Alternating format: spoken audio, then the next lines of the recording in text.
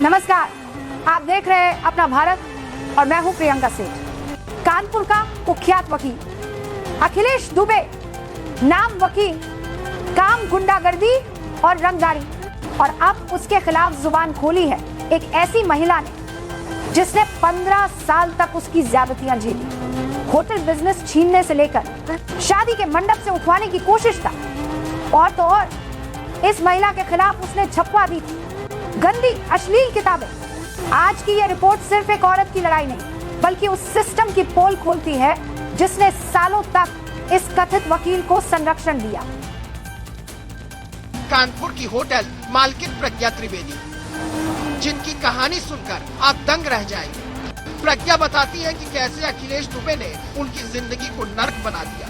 2009 में प्रज्ञा ने करोड़ों की लागत से होटल खरीदा और तभी दुबे की रंगदारी की मांग शुरू हो गई। 2 लाख रुपए महीने न देने पर शुरू हो गई धमकियों की बारिश, झूठे मुकदमे, गुंडों की दबंगई और बदनामी के षड्यंत्र। लेकिन जो खुलासा प्रज्ञा ने किया है वो और भी ज्यादा चौंकाने वाला है। उन्होंने कहा कि दुबे ने उनके खिलाफ अश्लील किताबें लिखवाकर छपवा दी ताकि उन्हें समाज में बदनाम किया जा सके। उसने मेरे खिलाफ गंदी किताबें छपवाकर बंटवा दी। इतना बुरा इंसान है कि उसका वर्चस्व यही है कि उसने क्या किया है कि जगह जगह, जिस एरिया में मैं रह रही हूँ पर्टिकुलर साकेत नगर में तो सभी उससे तूती बोलती है अखिलेश दुबे की।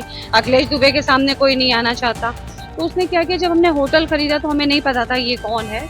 उसने तरह तरह से रंगदारी मांगना शुरू किया और उसका यही काम है। कोई मतलब वो वकील नाम का है, उसने कभी केसेस तो लड़े नहीं। औरतों का हनन वो इस तरीके से कर सकता था कि उनके चरित्र पे लांछन लगाए।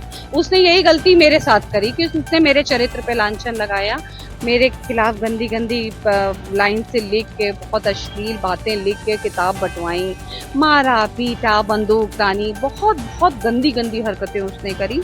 और ये समझिए कि उस समय मैं अनमैरिड थी। मतलब इसका ये पूरा था कि ना मेरी शादी हो, मेरा कैरियर खत्म हो जाए, या तो मैं इसके पैच में गिर जाती, पैरों में, जैसा कि ये चाह रहा था कि मैं इसकी चरण वंदना करती, और जो ये औरतों से एक्सपेक्ट करता था कि वो मैं काम करती। लेकिन मैंने ऐसा नहीं किया। मेरी शादी वाले दिन हमको इसने उठवाने की कोशिश करी कि हम पुलिस थाने में पूरे दिन बैठलवाएंगे।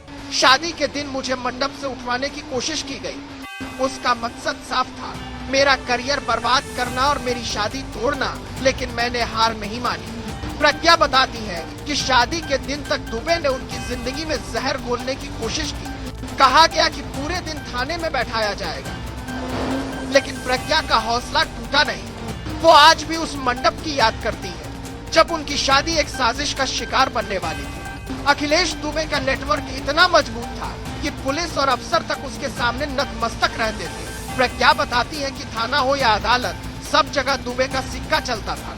मैंने थाने से लेकर एसपी और यहाँ तक कि सुप्रीम कोर्ट तक शिकायत की, लेकिन कहीं सुनवाई नहीं हुई। उसके एक फोन पर फीर दर्ज हो जाती थी और हम जैसे लोग चक्कर काटते रह जाते थे। इतना ही नहीं, प्रज्ञा के होटल में आए दिन दुबे के गुर्गे पहुँच जाते, फ्री में खाना खाते, पैसा छीन लेते और दबाव डालते। उनके पार्टनर्स तक डर कर होटल छोड़कर भाग गए और प्रज्ञा को अकेले इस जंग का सामना करना पड़ा।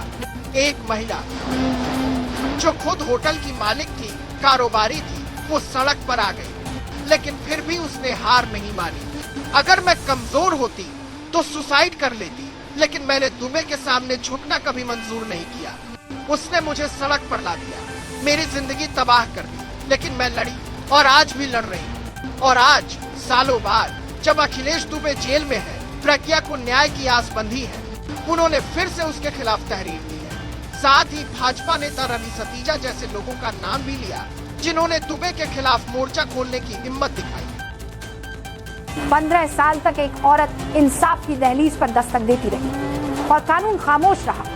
आज जब दुबे सलाखों के पीछे है, तो सवाल यही उठता है, क्या हम किसी और प्रज्ञा को यही पीड़ा झेलने देंगे, या फिर अब सिस्टम जागेगा और ऐसे गुनहगारों को सजा दिलाकर नजीर पेश करेगा?